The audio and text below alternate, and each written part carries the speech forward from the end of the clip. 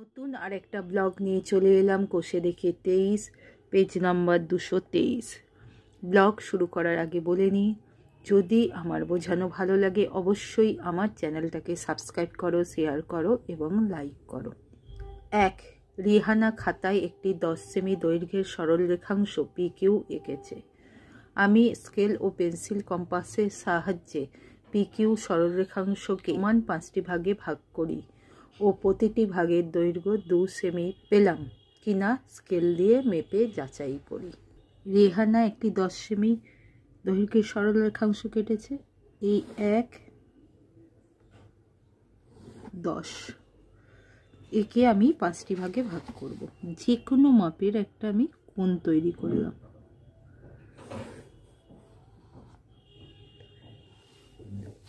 সরল রেখাংশের নাম PQ। এবার এই মাপ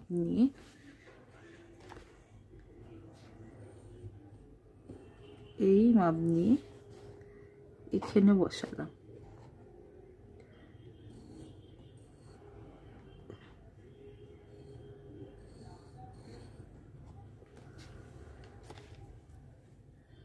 কোণটার মাপ নিলাম, এখানে বসিয়ে এই কাটলাম।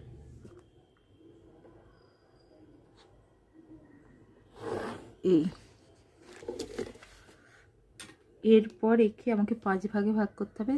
তাহলে যে কোনো একটা বৃত্তচাপ নিয়ে 1, 2, 3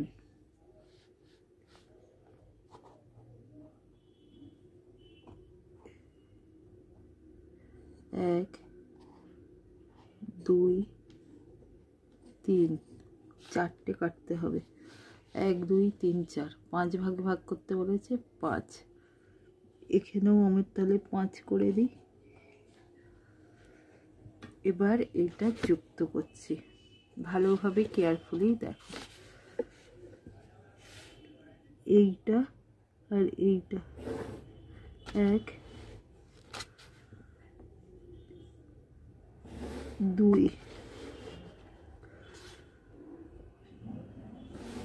3,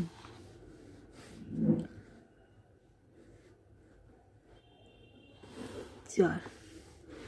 তাহলে 1, 2, 3, 4 5 ভাগে হলো। নাম দিয়ে দিই আমি। PQ হয়েছে RSTU। মাপটা দেখে নিই। দেখো প্রত্যেকটাই 2 করে হয়েছে। বুঝতে পেরেছো? 5 দুগুণে 10, 10 ভাগে ভাগ করলে 2 করে হয়, তাই 2 করে বেরোলো। এটাই উত্তর। 2.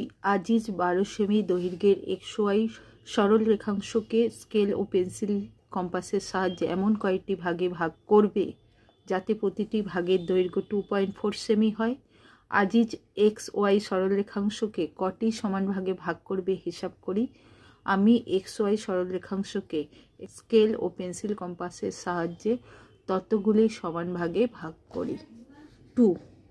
12 সেমিকে 2.4 দিয়ে ভাগ করব, তাহলে 5টি ভাগ হবে। তাহলে আমার 5টি ভাগ করতে হবে। আগে আমি 12 সেমি এঁকে নেব।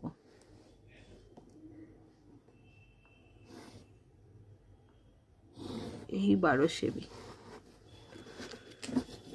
তারপর এখান দিয়ে আমি একটা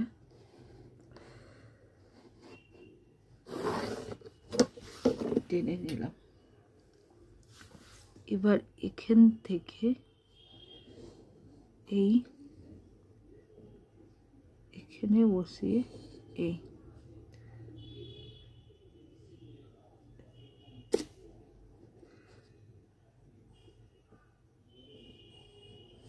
এই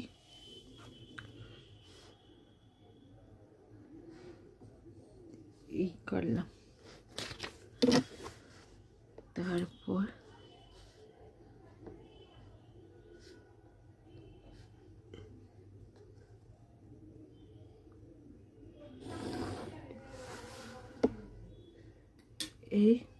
এবার যে কোনো বৃত্তচাপ নিলাম, এরকমই নিলাম, ছোট ছোটই নিলাম। 1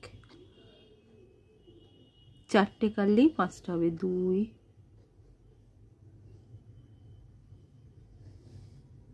3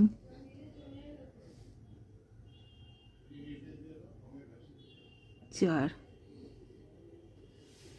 1 2 3 4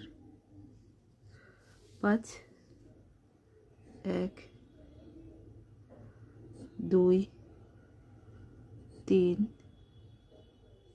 4 কাটলেই 5টা হবে। এই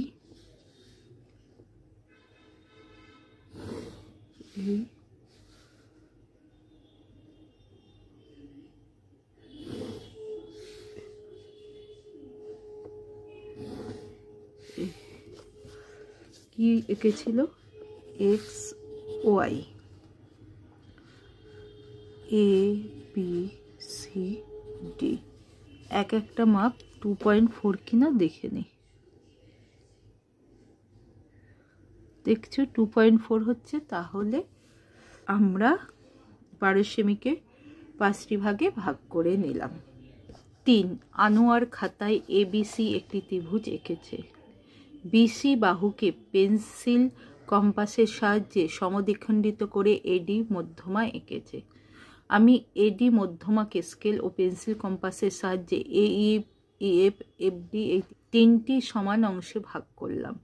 এবার আমি স্কেলের সাহায্যে বি ও এফ বিন্দু দুটি যোগ করে বাড়িয়ে দিলাম, যা এসি সরলরেখাংশকে এক্স বিন্দুতে ছেদ করল। স্কেল দিয়ে মেপে দেখছি A X equal to box C X সংখ্যা বসাই। দেখো একটা ত্রিভুজ আঁকছি, যেইটা আনোয়ার রেখেছে।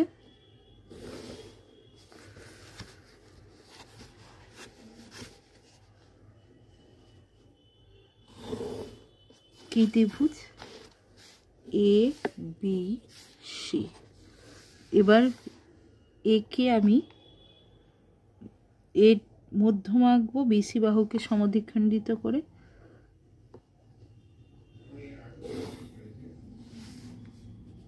ডি। এবার এই মাপ নিয়ে এখানে বসালাম।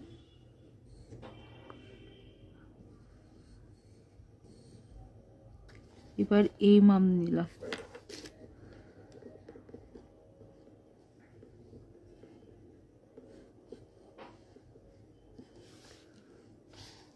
এখানে বসিয়ে এই কাটলাম, এইটার এইটা জয়েন করলাম।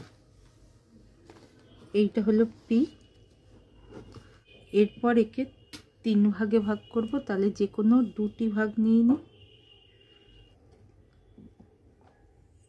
এই 1 2, এখান থেকে 1 2 করে নিলাম। এবার জয়েন করছি এইটা আর এইটা, এইটা আর এইটা, তাহলে এইটা হলো ই এফ। এরপর কি করছি? বির সঙ্গে এইটা যোগ করছি, এক্স।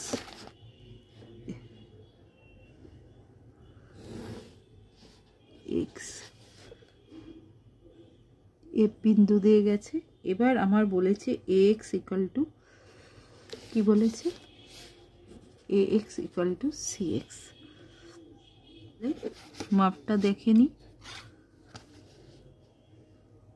এ এক্স আর সি এক্স দেখো সমান হয়েছে, তাহলে এটাই উত্তর। বুঝতে পেরেছ নিশ্চয়? 4 12.6 সেমি দৈর্ঘ্য বিশিষ্ট একটি সরলরেখাকে সমান 7টি ভাগে ভাগ করি এবং অঙ্কনের সাহায্য নিয়ে 7.2 সেমি বাহু বিশিষ্ট সমবাহু ত্রিভুজ আঁকি। 12.6 সেমি আর 7.2 নিয়ে নিচ্ছে। 12.6 আর 7.2।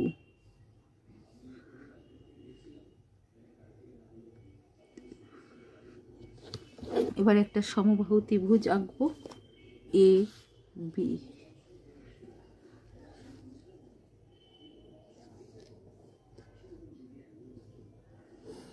এই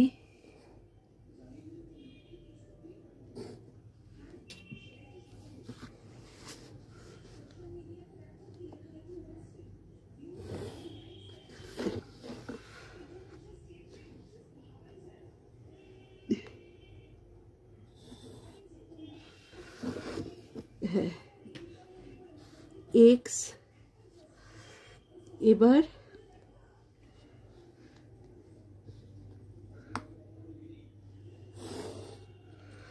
এই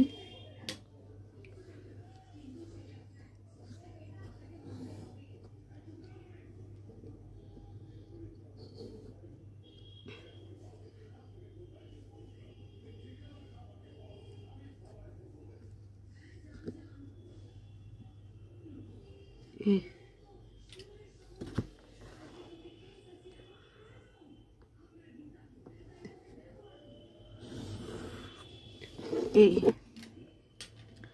এবার একে আমি কয়েকটা ভাগে ভাগ করে নেব।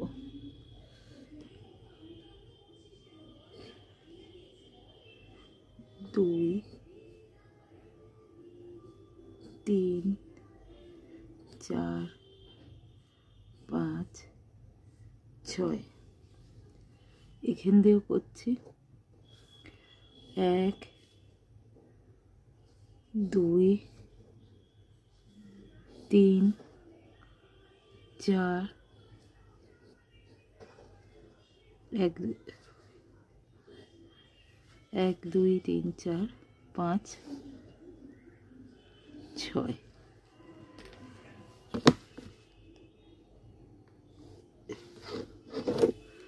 এবার এইটা যুক্ত করছি।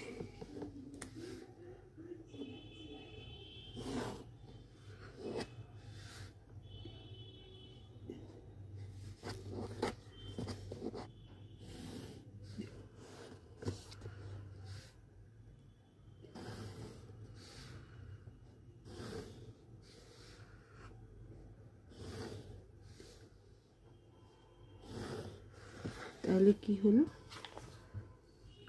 C D E F G H V U T S R Q K L M N O P. তাহলে কিভাবে আঁকলাম দেখো, এখানে AC equal to CD equal to DE equal to EF equal to FG equal to GH HB সমান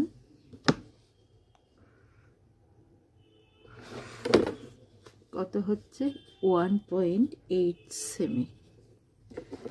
সুতরাং AF equal to AC plus CD plus DE plus EF equal to 1.8 plus 1.8 plus 1.8 plus 1.8 semi equal to 7.2 semi. নিশ্চয়ই বুঝতে পেরেছো। 5 রামু প্রধান তার আঁকার খাতায় ABCD একটি সামান্তরিক এঁকেছে। AB 6 সেমি, BC 9 সেমি এবং কোণ ABC ইকুয়াল টু 60 ডিগ্রি। আমি স্কেল ও পেন্সিল কম্পাসের সাহায্যে ABCD সামান্তরিকের BD কর্ণের উপর দুটি বিন্দু P ও Q নির্ণয় করি যেন BP equal to PQ equal to QD হয়। এবার AP PC CQ এবং QA যোগ করলাম। APCQ চতুর্ভুজটি কী ধরনের পেলাম লিখি। দেখো 6 সেমি একটা লাইন টেনে নিলাম, 6 সেমি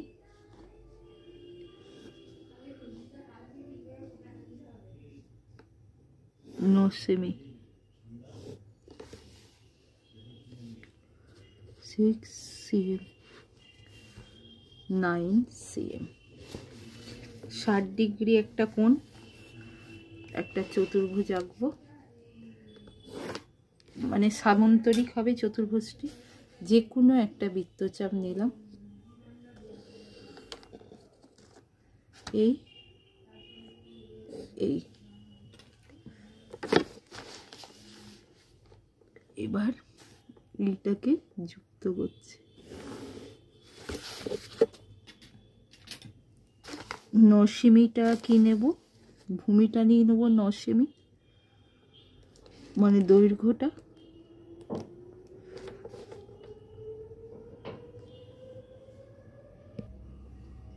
সেমি দৈর্ঘ্যটা নিয়ে নিলাম, 6 সেমি নিচ্ছি,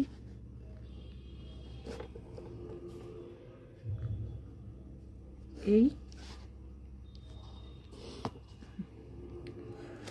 আবার 9 সেমি নিয়ে নিচ্ছি,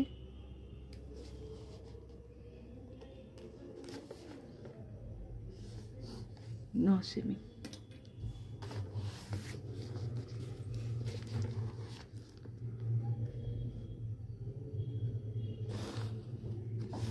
এই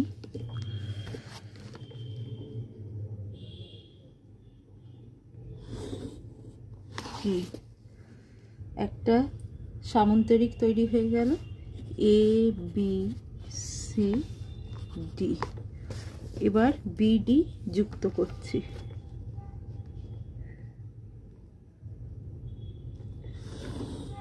বিডি যুক্ত করলাম। এরপর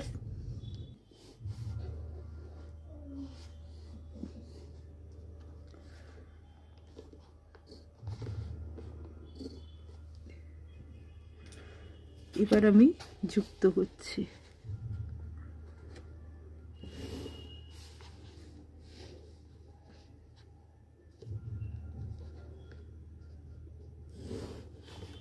হলো। এবার এই জয়েন্টটা হলো, এগুলো নাম দিয়ে দিই এম এন পি কিউ, আর এই জয়েন্টগুলো হচ্ছে P M N P Q হয়েছে, এটা এক্স ওয়াই। তাহলে দেখো এইটা এই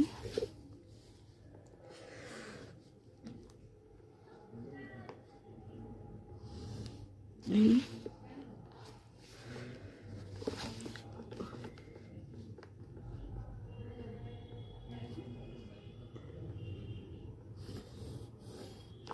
এই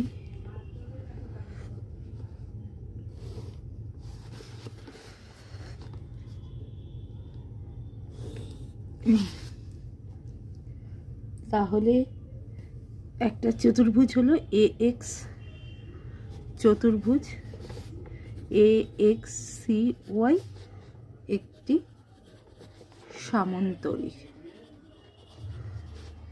নিশ্চয়ই বুঝতে পেরেছ। 6 সুজাতা 3টি সরলরেখাংশ আঁকলো যাদের দৈর্ঘ্য যথাক্রমে 4 সেমি, 6 সেমি ও 10 সেমি। রাহুল স্কেল ও পেন্সিল কম্পাসের সাহায্যে প্রথম সরলরেখাংশ সমদ্বিখণ্ডিত করল, দ্বিতীয় সরলরেখাংশকে সমত্রিখণ্ডিত করল এবং তৃতীয় সরলরেখাংশকে সমান 5টি ভাগে ভাগ করল। সমনম প্রথম সরলরেখাংশের দৈর্ঘ্যের অর্ধেক, দ্বিতীয় সরলরেখাংশের দৈর্ঘ্যের 1/3 ও তৃতীয় সরলরেখাংশের দৈর্ঘ্যের 1/5 নিয়ে একটি ত্রিভুজ পি কিউ আর আঁকলো। সমনমের আঁকা ত্রিভুজটি বাহুভেদে কি ধরনের হবে লিখি। প্রথমে 4 সেমি নিলাম, একে সমদ্বিখণ্ডিত করলাম, হাফের বেশি মাপ নিয়ে এই এই এই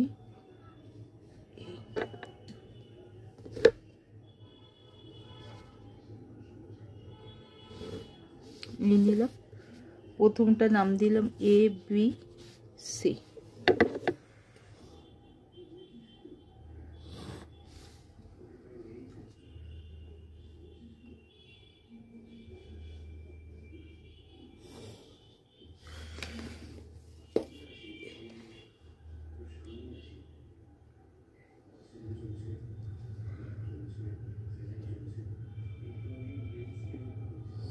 এই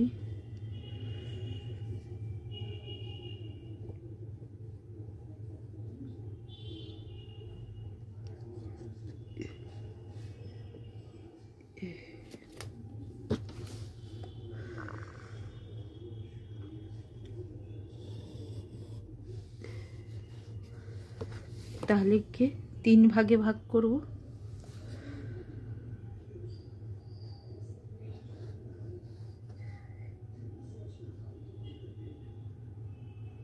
দুই,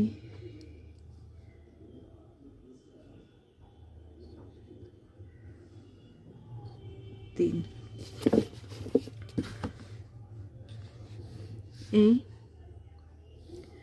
এই দেখো 6 সেমিকে করতে 2 সেমি হলো, সেখানে 4 সেমিকে সমান 2টি ভাগে ভাগ করতে 2 সেমি হলো। তাহলে এর অর্ধেক, এর 1/3 নিলে 2 সেমি সমান বাহু হয়ে গেল। এবার একটা কত 10 semi,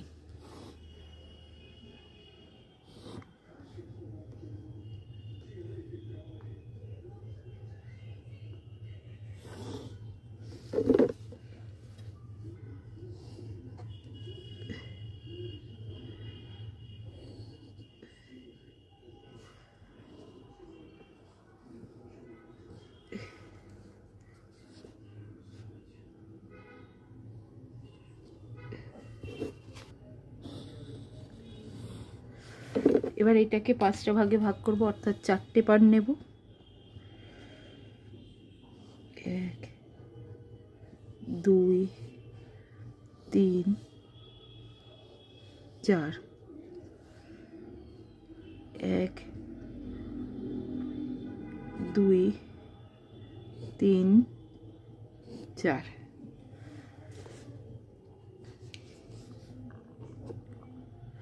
1 2 3 4, A B C D E F।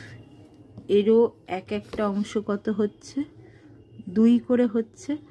তাহলে যে শবনম যে ত্রিভুজটা করবে এর অর্ধেক অর্থাৎ 2, তারপর 6-এর 1/3 অর্থাৎ 10-এর 1/5 অর্থাৎ 2 নিয়ে যে বাহু তৈরি করবে সেইটা সমবাহু ত্রিভুজ।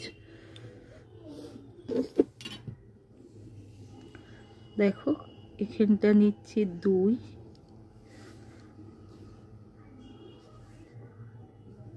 2, তারপরে 2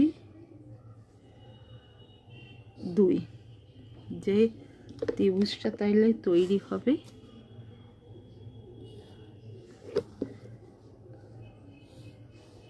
XY Z।